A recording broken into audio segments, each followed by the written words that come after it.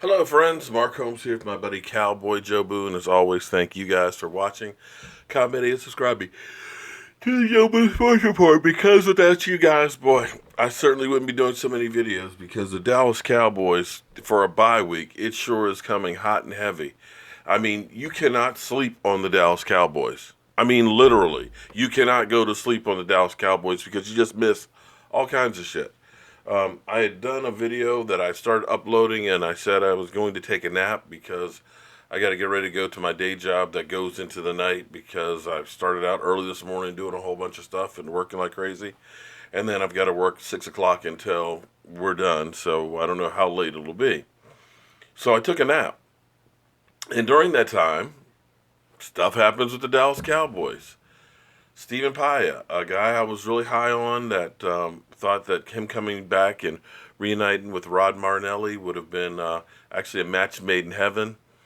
Retires at 29. I don't have the details on why he retired, but you're seeing a trend now of a lot of players retiring younger because of concussions and things and worried about their health and justifiably doing so. So I'll get some more details because I literally just woke up and about to go out the door to work.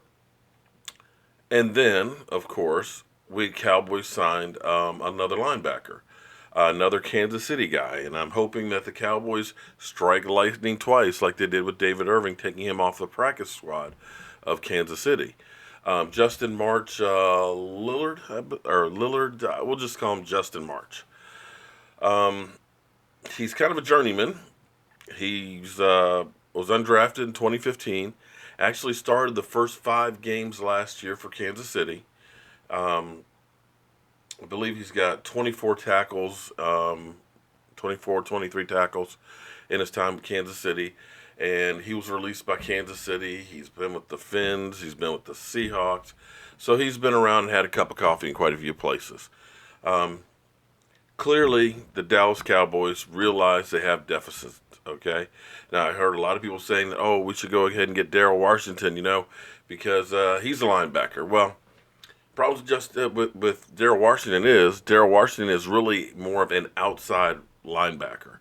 He is really a pass rusher in a way of kind of like DeMarcus Ware. And pass rushers are the thing that we actually have right now for our defense. With David Irving coming back, with DeMarcus Lawrence, with Tyrone Crawford and things, we're okay there with pass rushers. We need like a Mike linebacker. God, we need a guy who can lay some wood from the middle of the field. You get Sean Lee back on the weak side, who is one of the fastest white guys, and I don't mean to make that as a racial connotation. Coming on the weak side, which is a position that's been able to keep him healthy, but can do most of his damage on the weak side. We need a guy in the middle who can lay thunder, who can go right after the guy, fill the hole, and get the player right now. As much as we want Jalen Smith to be that guy, he can be that guy if his foot comes back later on, but he doesn't have the power and the push off to get there. I don't know I honestly don't know anything about Justin March. So we'll do some more digging, some more research, and we'll get back to you on that one. But literally, you can't sleep on the Dallas Cowboys because something will happen. And it's been a busy day. We know about them having a meeting about the protest march. Apparently, the players are all in unison that they will not be kneeling during the anthem.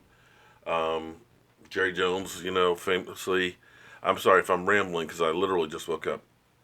Jerry Jones basically said, my team is not going to be doing that. So that whole thing is a mess. I hope they come with a solution with it that works for everybody and that we can get back to talking about football.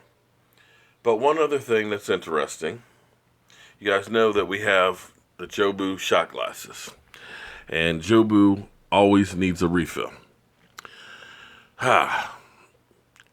This is one of those times that I could actually think of something really funny to do. And you know how you always get the good old infomercials where they're selling something, they always say, but wait, there's more. And if you act now, you'll get not one, but two, a second Jobu shot glass, where there's multiple uses. Well, there's a gentleman who's in England. His name happens to be Mark, just like me. My wife's name is Tracy, just like his wife is named Tracy. And he happens to be the same age that I am. And he's a Dallas Cowboy fan.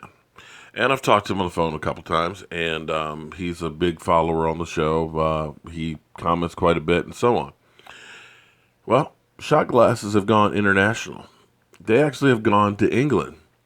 And he was telling me that his stepdaughter got her nipple pierced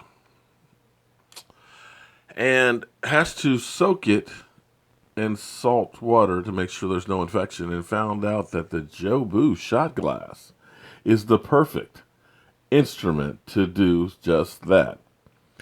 So Jobu is spreading some mojo a little differently than he was originally intended. I could see doing an infomercial where I'm up there. Act now and get your Jobu shot glass, where it's not just a drinking vessel, it's also a nipple soaker. Yeah. Guaranteed that video would be flagged by the YouTube police. So as always, friends, they tell me, don't quit your day job. There's nothing future-wise for you here. So I've got to get my ass up and go on to work. I want to thank each and every one of you guys for being part of the Jobu Sports Report. And don't forget to email me if you're interested in doing a part of a tailgate at the Redskin Cowboy game here in D.C. It's CowboysMark94 at Gmail. And let me know what you guys, ideas, and what you guys would like to do, and so on. I'm Mark Holmes. This is Cowboy Jobu with our nipple soakers. See you soon.